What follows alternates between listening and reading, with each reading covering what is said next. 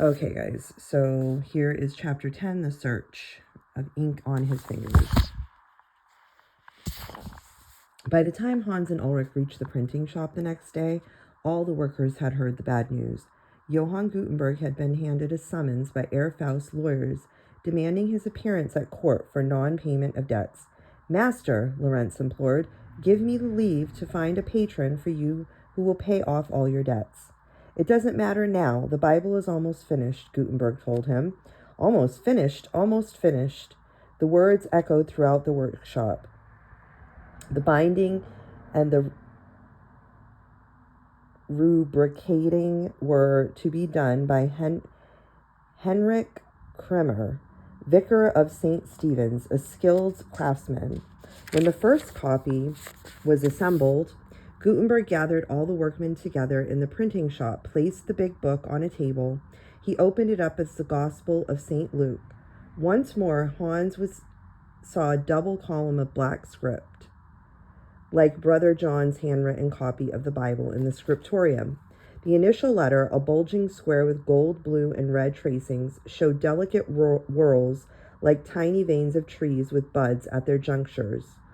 The design at the bottom showed leaf curled on leaf, extending at the bottom showed extending from a curved stem in blue, maroon, pale green, pink, and with pale dots of gold underneath and a fragile fretwork. When everyone had satisfied himself looking at the Bible, Gutenberg raised both hands. "Let us pray," he said. All knelt. "O God, our Father, thou hast blessed this workroom of thy servants. May we understand and practice all that we have printed here. Let us continue to work according to thy law and not for reward, lest our labor be without blessing and bring evil on our souls. May all that we have done and will do for the love of thee, and in thy holy name, amen." Afterward, a worker complained about the way the Bible was set up. The master could have got 6 to 10 more lines to a page if he hadn't allowed all that fancy work. Would have saved paper and parchment. He wouldn't have gone into debt. Him and his Patreon ways. Only the best he'd have, though he had to borrow money from everywhere. Hans knew without being told that this workman would go to Herr Faust and Peter Schoeffer's print shop. Who else would leave Gutenberg? After all, Herr Faust could afford to pay well. Was there a patron in Mainz who would help Gutenberg? Lorenz drew Hans aside. "Your father was a master goldsmith, wasn't he?" "Yes."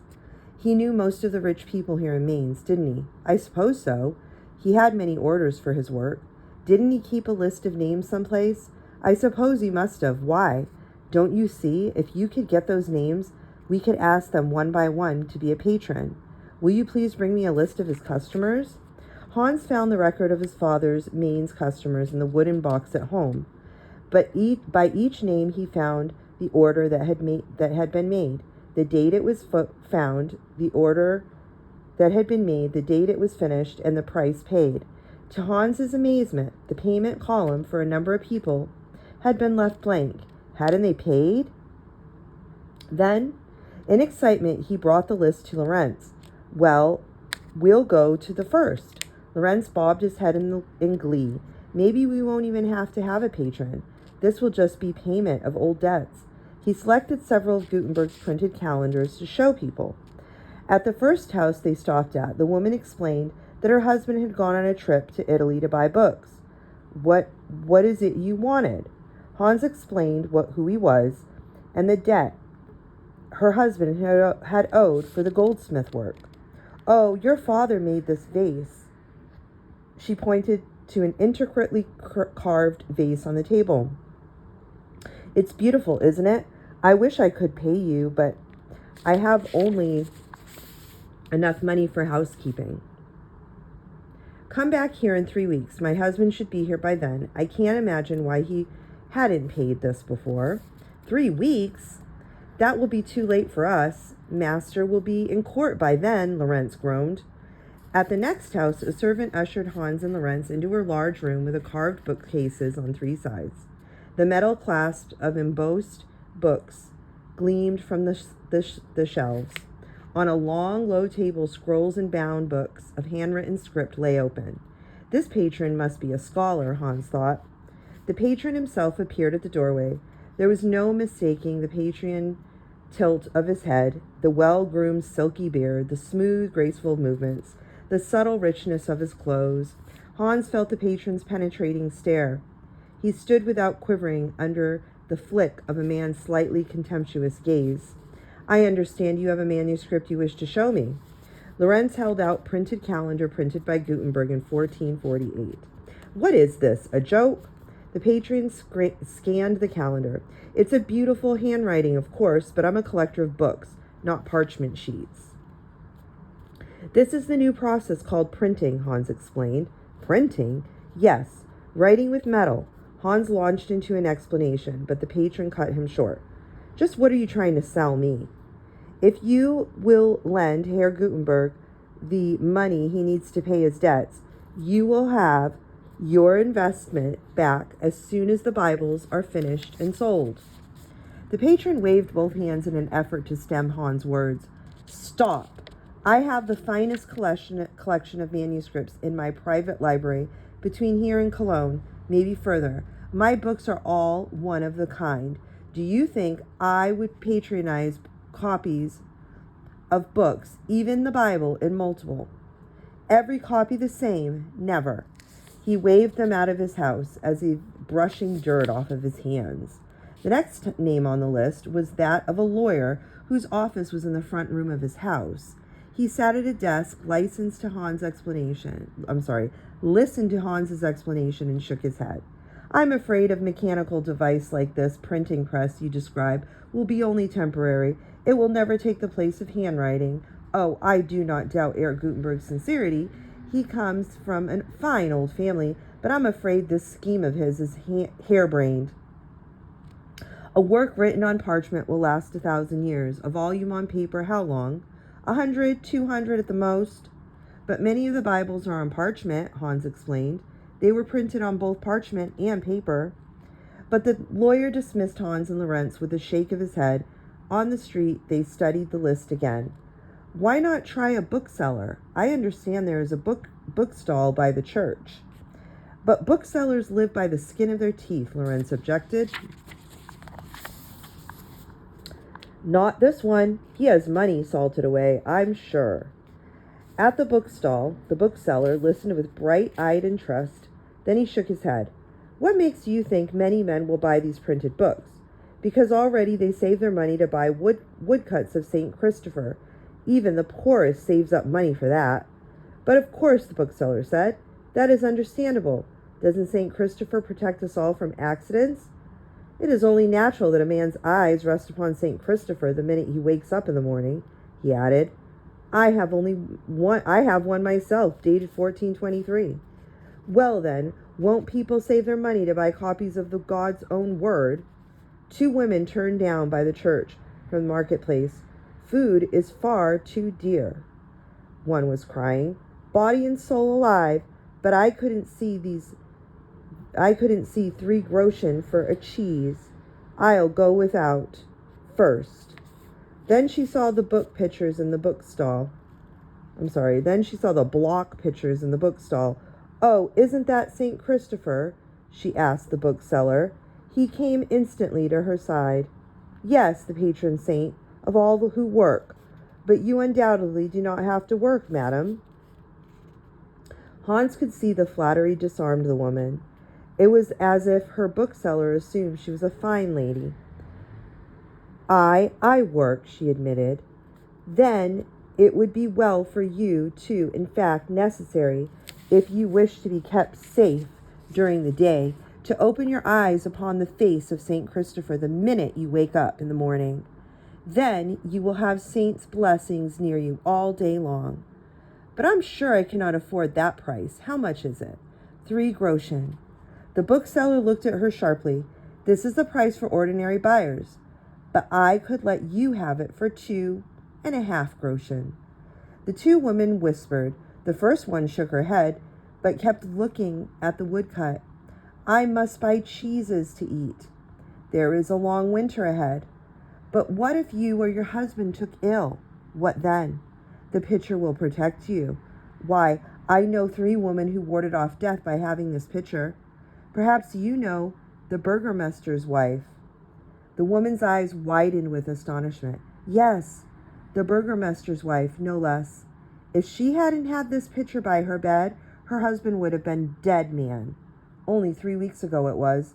The woman reached into her purse, dangling from her waist. Very well, I'll take it. 2.5 groschen, you say? And a half more for the gilt around the frame. The bookseller said smoothly. Look at that face. Doesn't it seem as if he smiled at you? Those artists are skilled with their wood carving these days. Nothing will take the place of their skill, he added. The woman handed over her money, took the picture in both hands, kissed it, and turned away, talking excitingly to her companion. The bookseller turned back to Hans and Lorenz. I cannot promise the help you need. You see, my poor establishment here. I am only a poor entrepreneur, a seller of books, yes, but only for an exclusive clientele.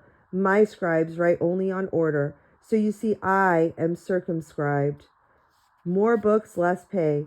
Would you have my scribes, who've spent their lives at writing, starve? But you have truncated passages.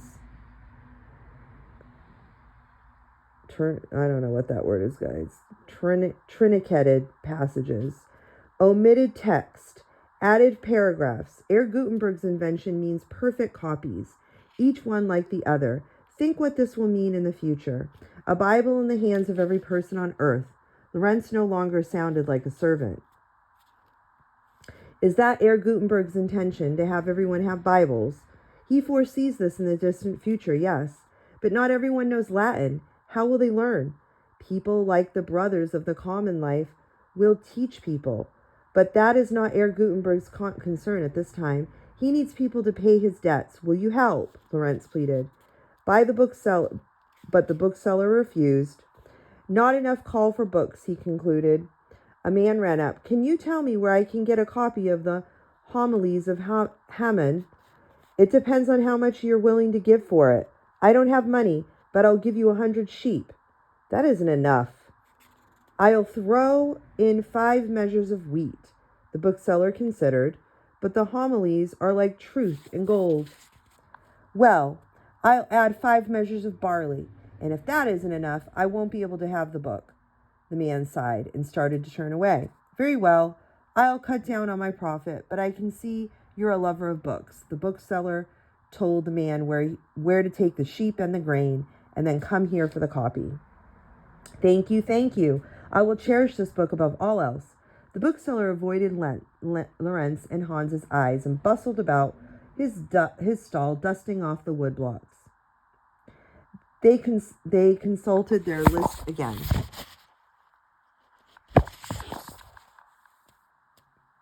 Time was short. Perhaps if we could persuade a rich man to come and see the actual press and the printed sheets, he would be impressed, Hans suggested.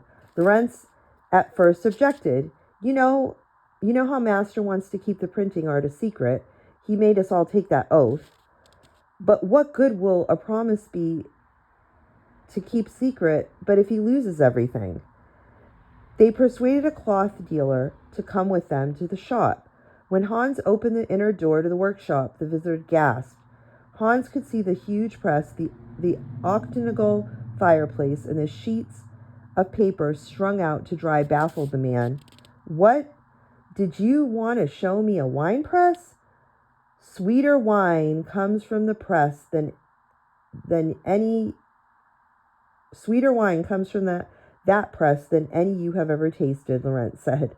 See this. He pointed to the printed sheets. The cloth dealers stared at them. But it's marvelous. Why, I see the work here of 1,000 hands bearing pens. Do you mean to say that handwriting can now be duplicated? Yes, but Master is in debt. He needs money to pay for the printing Bible. What will the scribes in the monastery do? Are they to give up 1,000-year tradition?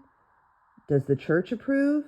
Lorenz answered the last question first. The Pope approves.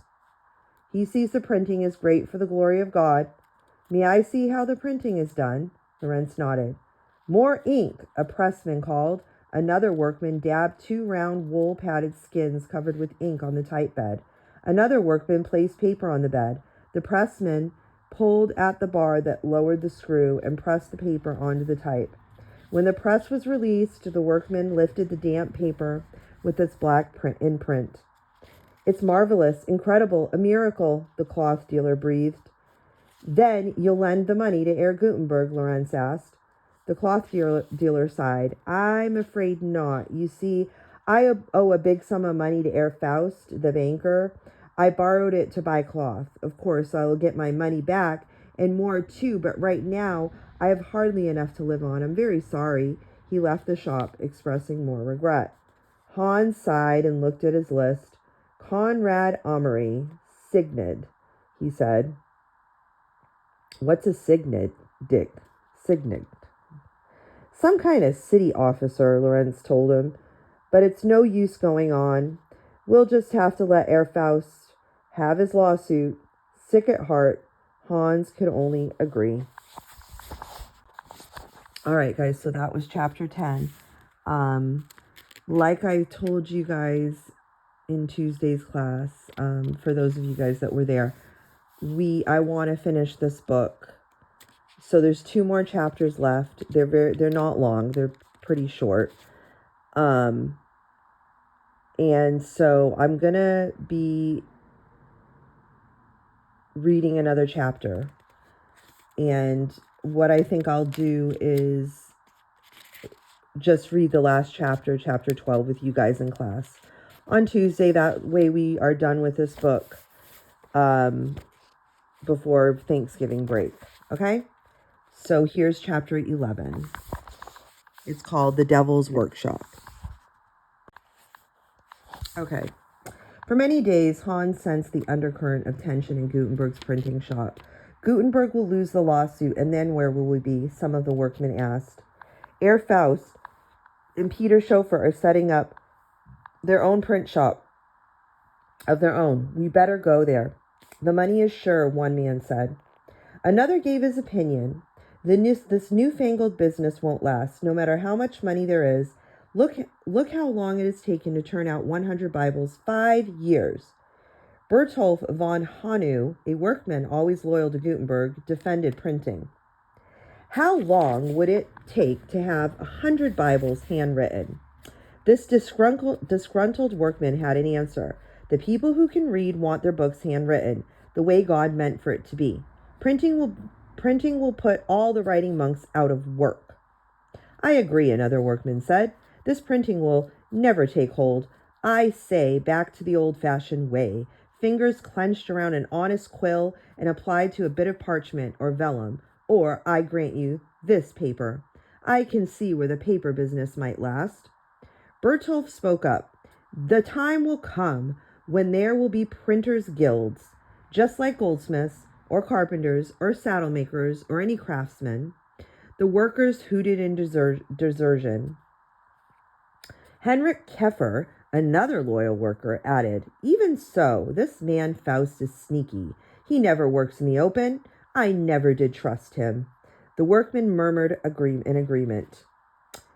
Hans sensed the tide had turned. Now the workers who had discharged printing stood up for their master. Again, the remarks flowed. Yes, he pays up fair and square when he does have the money.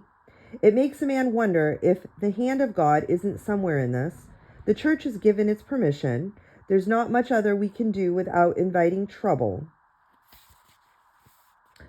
Yes, Bertolf von Hanu queried. What about bankers? Oh, this Faust, he's a mean one. Everyone muttered an agreement. The next morning, when Hans approached the shop, he sensed something was wrong. He couldn't define it. The shop front looked the same. The window panes bulged out over the pavement as always. The dark shadows from the interior were no deeper than before, but something had happened. With caution, he opened the door. All lay silent within. He went to the inner room and listened. Had he come too early? He could not hear any sound from the workroom. He tried the door. To his surprise, it was unbolted. He stepped inside, surveyed the familiar workshop. He was unaware of the smell of damp paper. He was aware of the smell of the damp paper and the heavy ink. Piles of printed dry sheets lay in the corner. Other sheets hung on lines as always. Why wasn't someone here? Has Herr Faust taken over the shop already? But he couldn't, not until the city court decided. In a little while, the workmen came in, serious and determined. They closed the inner door behind them and set to work. You watch in front, Bertolf von Hanyu told Hans and Ulrich. Watch for what? Just watch, and report if anything happens. And if Peter Schoeffer comes, let me know. The day passed without incident. At sundown, Hans heard a shuffling of feet outside the shop. A group of peasants and townspeople pressed close to the door. Let us in, a leader called. Hans ducked behind the counter. If he could crawl back into the inner workshop, he could warn the others. But he had no chance. The townspeople clustered close to the window fronts and cupped their hands over their eyes, trying to peer in. One man butted the door with his shoulder. The heavy door did not budge. Then 2 men backed off and ran against the door. The heavy thumps made the walls shake. Bertolf von Hanyu ran out from the workshop. What is it? What's going on? Those men out there are trying to get in. Bertolf shook his head. And they will, too. We'd better get out of here. But what do we do? Henrik asked. Where do we go? We'd better face them. He went to the closed door and shouted, What do you want? In reply, Hans heard a man call, Break in the door. At once the mob stirred and started to push. The heavy door cracked. Hans ran to warn the other workmen, with Bertolf right behind him. What shall we do, men? Bertolf said. Give up peacefully and let these fellows take over, or give them a run for their money. Henrik, the slow one, bristled like a cock. No one is going to take over my work. What do they want here? Another worker asked. There's no money in this printing business yet, not until this Bible is done. Do you think Banker Faust is behind all of this? It was a new thought to Hans, but by this time he would have not been surprised at anything. Can't we barricade the door? Someone suggested. The press, Bertolf yelled. Get behind it. They'd have a time battering it down unless they use their heads. He called toward the crowd. What do you want? A peasant waved a tall, lighted tapper. We have come to exorcise the devil. The crowd of people behind him pushed forward, then fell back uncertain. Where had they come from? What were they after? In the uneasy moments that followed, Hans had time to remember first the neighbors standing fearfully before Herr Mueller's house so long ago, then the peddler, then the old woman. All feared the devil's hand in this new art. All were afraid of the new ways. The crowd muttered among themselves. A quiet, intense undertow pushed Hans back against the door. Fire will cleanse, will purge, will wipe all scourge of devil-begotten ideas, the peasant leader intoned. Hans jumped up on the counter. Herr Gutenberg is making the Bible for many people, he shouted. It will be used in churches. Everyone will benefit from hearing God's word from the Bible. Herr Gutenberg has a divine inspiration. At these words, the spokesman thrust his taper high. God did not say to print his words. They are to be written by hand, just as they have been from the beginning. We will exorcise the devil. Let us in. The mass of people shoved forward past Hans and pounded on the door. The door opened. Bertolf and Henrik stood at the head of the workers. With linked arms, they formed a human chain and pushed into the crowd. With slow, relentless pressure, as heavy as the turn of the press screw itself, the workmen thrust back the mob. Once out on the street, a free-for-all fight broke out. Hans heard shouts, curses, the thump of falling bodies and groans. He kept out of the way. How long this fight continued, Hans could not determine. But a new sound came to his ears, the sound of ferocious dogs barking at the top of their lungs. Herr Mueller's watchdogs. Hans knew it. Someone must have told him. Then Hans realized he had not seen Ulrich during the fight. The arrival of the dogs put the townspeople in complete panic. They scattered in all directions. In a little while, only Gutenberg's loyal crew, Herr Mueller, his panting dogs, and a triumphant Ulrich remained. Yes, I went to Herr Mueller's, he told Hans. Herr Mueller appeared pleased. I only wish Herr Faust had been here too. He fastened leashes on the dogs and went home. The workmen left too, nursing bruises and cuts, but exulting in the victorious battle. Nobody will be back tonight, they told each other. Go tell the master what happened, Hans suggested to Ulrich. I'm going to stay here for a while. The bolts on the doors had been shattered, and Hans had no difficulty letting himself into the shop. A stealthy noise outside made him turn and stare into the darkness. He saw two men slipping toward the door. They had not seen him, he knew. He recognized the peasant leader. Was he still determined to exorcise the devil? Hans crept on hands and knees into the inner workshop. Nothing was clear in his mind as to what he would do. He flung himself under the desk by the window, but realized he would be spotted in an instant if someone came in with a lighted torch. Perhaps he could squeeze behind the stove, but he dismissed the idea at once. He heard the men come in. Destroy everything you see. But you will be arrested, the other retorted. Think a moment. Do nothing you'll be sorry for. Hans leaned quivering against the press. Where could he go now? How about the press itself, higher than a man, solid as a rock? If he could climb on the top beam, he stood back to look. The top beam was about his own length and wider than he was. With a last look about the shop, Hans made up his mind. He noted the handfolds and footholds, the heavy, almost square foot bar jutting from underneath the press bed made his first foothold. Then he stooped. Then he stepped up on the press bed jutting from the other side with its two trolley grooves. He stepped up on a thick inner beam, at the same time grasping one of the three jutting slabs, hardly enough for a finger hold, and bumped his head up on the outthrust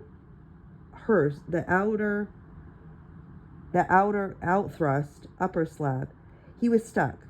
He couldn't move up. The slab was too wide for him to grasp the other edge and pull himself over. He pressed his palms on the top, hoping his hands would stick. He could not climb any further.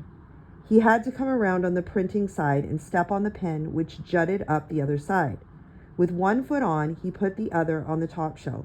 He nudged the dauber pot to the other side and felt ink on his fingers. He could not heave himself too high, or he'd hit the top beams.